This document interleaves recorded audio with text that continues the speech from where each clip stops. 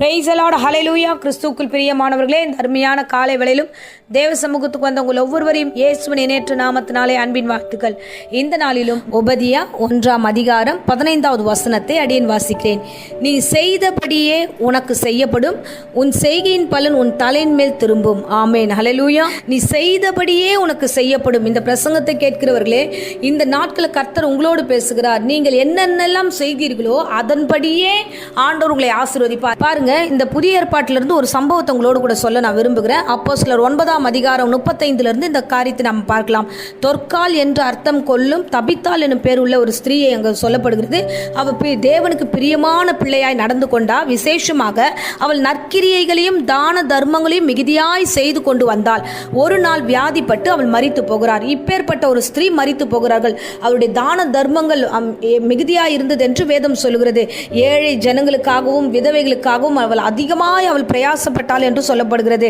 ஒரு நாள் அவள் மரித்து போகிறாள். இந்த சூழ்நிலை உண்டாகிறது. எல்லோரும் சேர்ந்து அந்த ஊர் ஜனங்கள் எல்லாம் அழுகிறார்கள். ஐயோ, எங்களுக்காக உதவி செய்தாலே, எங்களுக்காக இப்படியெல்லாம் அவள் பாடுபட்டாளே என்று சொல்லி எல்லா ஜனங்களும் அழுகிறார்கள். விதவைகள் எல்லோரையும் அவள் தன்னண்டையில் சேர்த்து அவள் அவ்வளவாய் அவர்களுக்கு அங்கிகள் எல்லாம் செய்து கொடுத்தா, வஸ்திரங்கள் எல்லாம் கொடுத்தா, அவள் கூடவே இருந்தாலே, இன்றைக்கு இல்லையேன்னு சொல்லி எல்லோரும் அழுகிறார்கள், புலம்புகிறார்கள். அப்பொழுது அந்த இடத்துல பேதுரு வருகிறார். பேதுரு தபித்தாலே நீ எழுந்திரு என்று இயேசுவின் நாமத்தினாலே அவள் எழுந்து நடந்தா. சோ இந்த நேரத்தில் இந்த வேத வசனத்தில் நம்ம வாசிக்கிறோம், தபித்தாலே கர்த்தர் எழுப்பினார். அந்த மகளை எழுந்திரு என்று சொல்லி அந்த மரண படுக்கையிலிருந்து கர்த்தர் அவளை உயிரோடு கூட காப்பாற்றினார். பாருங்க, பரிசுத்தவானா இருந்து தேவ சமூகத்தில் நாம் செய்கிற நற்கிரியைகளை கர்த்தர் காண்கிறார். உன் செய்கையின்படி நீ என்ன செய்தாயோ அதுவே உன் தலையின் மீது திரும்பும். அவள் நல்ல காரியங்களை செய்தபடினாலே அந்த மரணம் கூட அவளை அணுகவில்லை. அவ்விதமாகவே கர்த்தர் அவளை பத்திரப்படுத்தினார், அவளை பாதுகாத்தார். அவளுடைய நற்கிரியைகள் அவளை காப்பாற்றினது, மரண தருவாயிலிருந்து அவளை காப்பாற்றினது. அல்லேலூயா. இன்றைக்கு தேவன் உங்களோடு கூட பேசுகிறார். நீங்கள் செய்கிற நல்ல காரியங்களை கர்த்தர் காண்கிறார். நீங்கள் எவைகளெல்லாம் தேவனுக்காக செய்கிறீர்களோ அவைகள் எல்லாவற்றிற்கும் பலனை கர்த்தர் கொடுக்க வல்லவராக இருக்கிறார். அல்லேலூயா. அது மாத்திரம் இல்லை, அதை தொடர்ந்து நம்ம வாசிச்சோம் என்றால் கொர்நேலியு குறித்தும் சொல்லப்படுகிறது. அவன் புறஜாதியான ஒரு மனுஷனாக இருந்தும் தேவனுக்கு முன்பதாக எப்போதும் ஜெபிக்கிறவனாகவும் தர்மங்களை செய்கிறவனாகவும் இருந்தபடினால தேவனுக்கு நினைப்பூட்டுதலுக்கு அவன் தேவ சந்நிதிக்கு எட்டியது என்று வேதம் சொல்லுகிறது. இவ்விதமாக அந்த மனுஷனுடைய தேவைகளையும் கர்த்தர் சந்தித்து விசேஷமாக அவன் தான தர்மங்களையும் தேவன் அவனை ஆசீர்வதித்த விதத்திலையும் அந்த முழு குடும்பமே ரட்சிக்கப்பட்டது. இந்த ரெண்டு பேருடைய காரியத்தில் பார்க்கிறோம், அவர்கள் செய்த நன்மையான காரியங்களை கர்த்தர் ஆசீர்வதித்தார். ஒருவருடைய மரணத்திலிருந்து ஆண்டவர் ஒரு ஜீவனை கொடுக்கிறார். இன்னொருத்தருடைய வீட்டின் சூழ்நிலை ஒரு பெரிய ரட்சிப்பை ஏற்படுத்துகிறார்.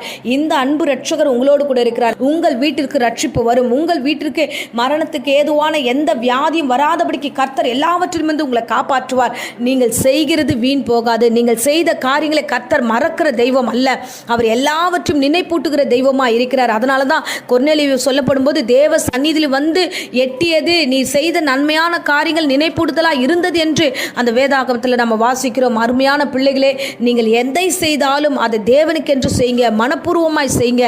உங்களுடைய காரியங்கள் உங்களுக்கு திரும்ப ஆசீர்வாதமாய் வரும். அதுதான் நம்ம முதல்ல ஆரம்பத்தில் வாசிச்சோமே, நீ செய்தபடியே உனக்கு செய்யப்படும்.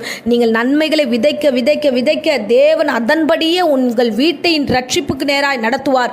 உங்களுடைய காரியங்கள், சரீர காரியங்களை ஆண்டவர் ஆசீர்வாதமாய் மாற்றுவார். நன்மையான காரியங்களை உங்கள் வீடுகளில் கூட கர்த்தர் கொண்டு வருவார். அல்லேலூயா.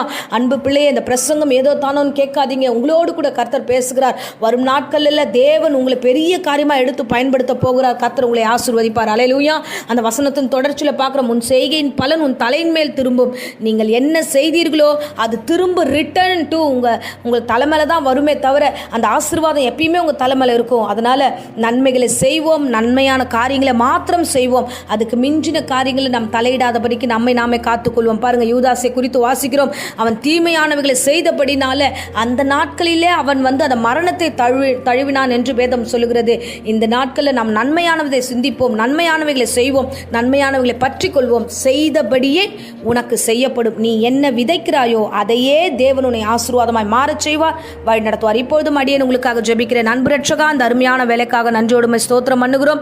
ஆண்டவரே, பிள்ளைகள் எதை விதைத்தார்களோ அதையே அறுவடை செய்யத்தக்கதாக ஆண்டவரை நீர் ஆசீர்வதிப்பீராக. இந்த நாள் கேட்ட வசனத்தின்படி செய்தபடியே உனக்கு செய்யப்படும் சொன்னீங்களே, என்னெல்லாம் பிள்ளைகள் ஆண்டவரை செய்கிறார்களோ அதன்படியே இரட்டத்தனை ஆசீர்வதித்து வழி நடத்தும். இந்த வேளையில் வியாதி பலவீனத்தோடு யாராகிலும் இந்த பிரசங்கத்தை கேட்டுக்கொண்டிருந்தா பூரண சுகம் உண்டாகட்டும், பலவீனங்களை நீக்கி போடும், பூர்ண ஆயுசு நாட்களை பெருக பண்ணும் ஆசீர்வாதம் இயேசுவின் நாமத்திலே ஜெபிக்கிறோம் ஜீவனுள்ள நல்ல பிதாவே. ஆமேன். ஆமேன். Praise the Lord. God bless you.